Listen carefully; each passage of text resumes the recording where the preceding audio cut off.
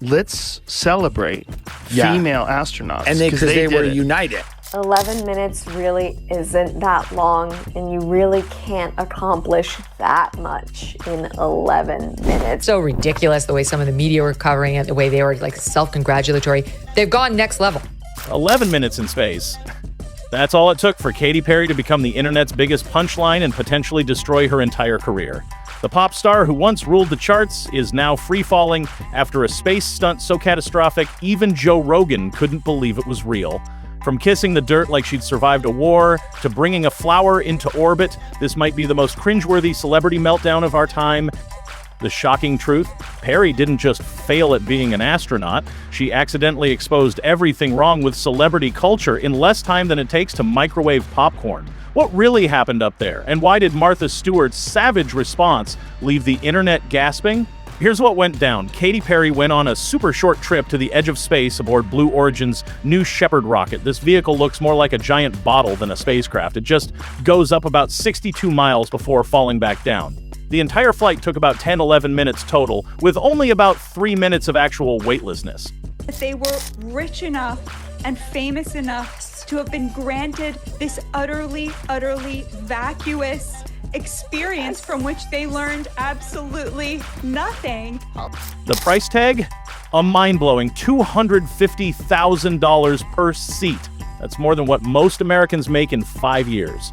The capsule is fully automated, and the pre-flight training was basically just learning how to buckle seatbelts.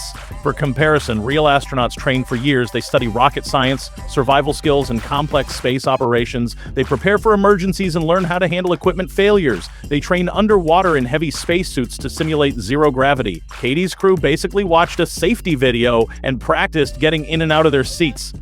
But Katy and her team tried to make it seem like something much bigger. They called it a life-changing journey and a spiritual experience that happened in less time than it takes to watch a YouTube video.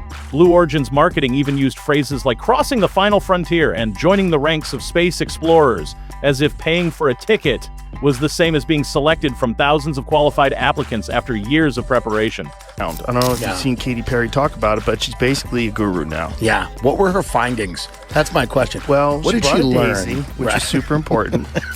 This historic all-women flight included Katy, TV host Gayle King, and Jeff Bezos' girlfriend Lauren Sanchez. They called themselves the Taking Up Space Crew, but despite the fancy name, they didn't do any real space stuff. No science experiments, no difficult tasks, nothing that actual astronauts do. They just sat in their seats, floated around, and enjoyed the view. Katy got super upset when anyone called it a ride instead of a journey or flight. When they landed back in Texas, Katy went totally over the top. She fell to her knees and kissed the Texas dirt with the intensity of an astronaut who'd been stranded on Mars for years. Camera crews captured every angle of this performance, which quickly became the most mocked moment of the entire stunt. It was not historic or significant in any way, but it was still, I'm sure, cool. More than cool, it must have been profound and quite moving. It's a shame then that it was wasted on a woman with the wisdom and intellectual depth of a newborn poodle. During interviews, Katy's behavior got even stranger. She rambled about Earth looking so quiet and space being like death, but also really alive. She even suggested this 11-minute trip might inspire her to get her ears pierced, as if floating for a few minutes had somehow given her courage for basic body modifications. She claimed this quick trip was the second most important thing in her life after having her baby. Not her music career or performing for millions of fans. Every word felt like it was written by a PR team trying to manufacture profundity. Her social media exploded with posts about perspective, all carefully filtered to look spontaneous yet meaningful. She even brought a daisy flower with her as a symbol of strength. She wore designer boots and perfect makeup throughout the entire experience. Every gesture, from cradling the flower to her earth-gazing poses, felt choreographed for maximum inspirational content rather than genuine emotion. Shows you how quick the flight was. The dead daisy that's like snipped from its life source was still alive or still vibrant. Yeah, and it's Look always at her. Shout out Daisy. Their message to women around the world was take up space. The funny part? People quickly pointed out that these super rich celebrities were already taking up way too much space with their huge egos. While they floated around taking selfies, they acted like pioneers, even though real female astronauts had been doing the actual hard work for decades. The internet's response was brutal, but no takedown was more devastating than Joe Rogan's podcast discussion. Sitting with comedian Tim Dillon, Rogan didn't just make fun of Katy's space trip, he systematically dismantled it with calm precision. What made his critique truly devastating was his deadpan question about what she actually discovered or contributed. He kept returning to this point throughout their discussion. He wanted to know her findings and the purpose beyond self-promotion. So they go up there and they float for like 10 minutes? At least. And then they come down. Let's not minimize this. No, I know. It's a big deal. Let's celebrate female astronauts. And His most brutal comparison came when he likened the experience to a Disney ride. He joked about calling himself part of the flight crew just because he went on a theme park attraction. Rogan compared her to real astronauts who train for years, take genuine risks, and face the possibility of not coming home. People who study engineering, physics, and medicine. Katy just floated in luxury for a few minutes, took selfies, and returned talking about feelings. What made his criticism so powerful wasn't anger, it was genuine confusion. When shown Gayle King crying about how people shouldn't minimize their achievement, Rogan simply noted that they did in fact float for 10 minutes. The clip went viral immediately, racking up millions of views. It struck a chord because he was saying what regular people were thinking. Men astronauts, they have to go to school. Right. They have to learn how to be a pilot first. Then they have to join the Air Force or the Navy, and then they get appointed by NASA. That's right. And then they go to space, you know? Then came the big reality check. The Federal Aviation Administration officially announced Katy Perry is not an astronaut. Neither are Gayle King or Lauren Sanchez. According to the FAA's rules, you only get to be called an astronaut if you actually do important safety jobs during the flight. None of these space tourists did anything. Their capsule was controlled from the ground. With that one announcement, all their inspirational speeches fell apart. The internet created an entire genre of memes that would haunt Katy for months. The social media destruction began with one savage 4-word tweet from the Wendy's account, "Can we send her back?"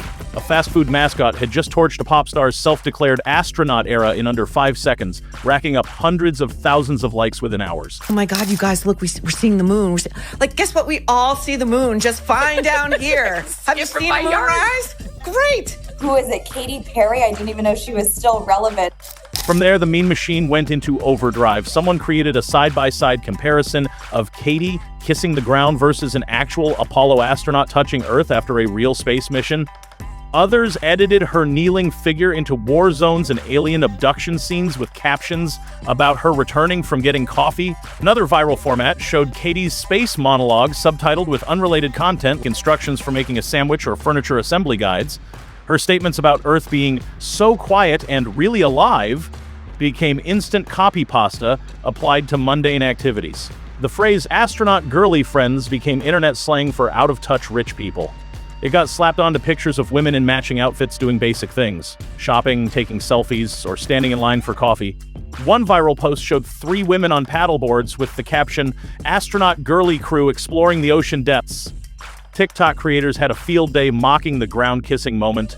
Some pretended to kiss the floor after riding an elevator or going up an escalator. "Just completed my journey to the 2nd floor. I'll never be the same," became a trending sound. We went to see space. We're supposed to see them, right? Like, they admired the universe, and what they were expecting was for us to admire the fact that they were rich enough.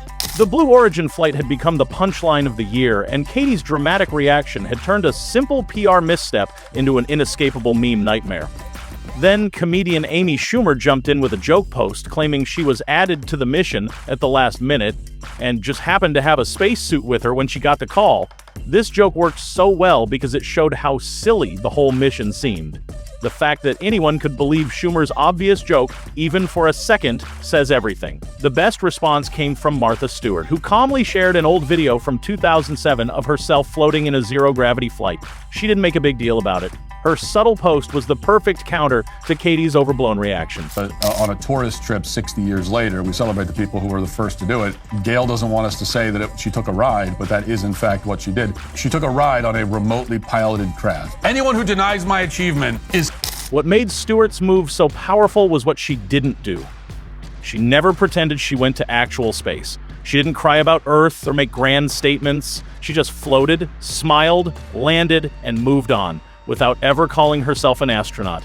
She didn't need to oversell it, and that made Katy's huge media campaign look desperate in comparison. Martha's post wasn't flashy. No inspirational quotes, no claims about being forever changed, no dramatic music. Just a simple throwback to a fun experience she had years ago. At 83 years old, Martha Stewart had effortlessly shown up an entire crew of younger celebrities with her authentic, no-nonsense approach. She didn't need a billionaire boyfriend or a $250,000 ticket to experience zero gravity. She just booked a flight on a special plane that creates the same effect through steep dives. Gone next level. The montage of them about them. There, it's dark. It's like death. The difference was clear. Katy had a massive media event. Martha just showed you can float without making it your whole personality. People reshared Martha's video with comments like, "She did it better 17 years ago." The real problem with Katy's space adventure wasn't just the jokes, it was how disconnected it was from most people's reality. But the moment that truly broke the internet was when Lauren Sanchez, girlfriend of one of the world's richest men, floated through the capsule and declared, "We're all in this together." Those 6 words became the ultimate symbol of celebrity tone deafness. Because no, we're not all in this together. Not when the trip costs $250,000 per seat. Not when people are struggling to buy groceries. Not when the capsule is full of millionaires pretending to represent everyday women. Replicate that and understand that we weren't just taking up space, we were making space. That single quote triggered outrage beyond mockery. Screenshots of Sanchez's proclamation spread with captions comparing her message sent from an expensive space capsule to people's everyday financial struggles. One viral video showed a split screen, the Blue Origin crew floating and talking about unity on one side, a college student working multiple jobs on the other. Another showed people at a food bank with the caption questioning if we're still all in this together. I know some people are gonna disagree with me here, but 11 minutes really isn't that long. The space flight became the perfect symbol of inequality. While regular people struggled with inflation, the ultra-wealthy were literally leaving Earth behind, even if just for minutes. Space travel became a symbol of rich people's escape plans disguised as female empowerment. The phrase, "we're all in this together," stuck around as shorthand for privileged cluelessness. It got revived whenever a celebrity said something particularly out of touch. Sanchez had accidentally created the perfect catchphrase for everything wrong with celebrity activism. Selling cosmic unity from inside a luxury rocket while the rest of the world watched from the ground. Critics came up with a new term, fulmanism, a mix of feminism and fantasy where the goal isn't equality but attention. You wear a special suit, float for a few minutes, cry on camera, and then claim you're breaking barriers without actually doing anything revolutionary. I hope they can see the unity that we modeled and replicate that. While real women in science and technology fight daily for recognition and funding, this crew was taking expensive space selfies and pretending it was the same thing. Katy's flowery statements about healing and connection seemed fake, like they were created in a marketing meeting. What made this especially frustrating for many female scientists and engineers was the contrast between this publicity stunt and the genuine achievements of women in space. Real female astronauts like Sally Ride, who faced actual discrimination, or Christina Koch and Jessica Meir, who completed the first all-female spacewalk in 2019, had to earn their place through years of hard work. These women completed complex missions, conducted scientific experiments, and fixed equipment in the harsh vacuum of space, all while dealing with the pressure of representing women in a male-dominated field. Meanwhile, Katy's crew just needed to know a billionaire and have $250,000 to spare. They didn't advance science, break technical barriers, or even pilot their own craft. Instead of highlighting these real female space pioneers, the media gave massive attention to celebrities who contributed nothing but Instagram posts. I chatted about it on my show. I saw her say something about we weren't taking space, we're making space. That's the one I want to say. Which I thought was an interesting scientific. What was supposed to show progress instead showed the huge gap between women facing real challenges and celebrities who float in space for minutes and get treated like heroes. People didn't reject the idea of women in space. They rejected this particular publicity stunt that only represented the super wealthy. Now, PR experts are saying Katy Perry might face career extinction after this disaster. Turns out when you aim for the stars but only bring back selfies and empty words, gravity eventually pulls you back to Earth. And sometimes the landing hurts. So what do you think about this space drama? Was Katy's trip inspiring or just an expensive PR stunt gone wrong? Drop your thoughts in the comments below. I'd love to know if you think celebrities should call themselves astronauts after these quick trips. If you enjoyed this breakdown of one of the biggest celebrity fails of the year, hit the like button and subscribe for more videos that expose the truth behind viral moments.